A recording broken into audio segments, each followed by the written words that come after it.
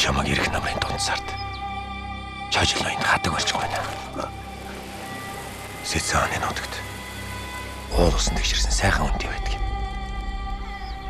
Хэрлэнгийн усаар үсэж нугаач үгүй. Тэнгэр язгуурт луугийн удамд манж чингүрний ар Монгол дахь хүлээстэн манжамбаны зарлиг. Яагаад ийм хэрэг гарав? Тэр алуурчныг надад тушаахыг би манжийн төрийн өмнөөс шаардж байна. Хамаатай бүх бараа.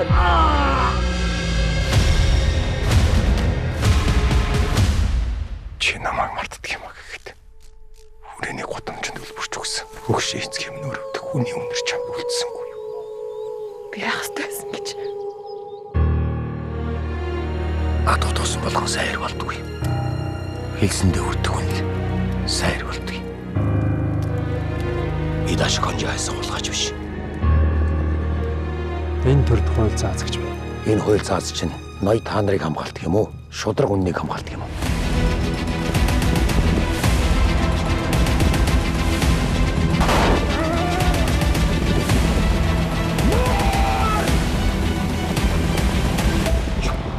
Чиний хайж байгаа шудраг ёс энд байхгүй.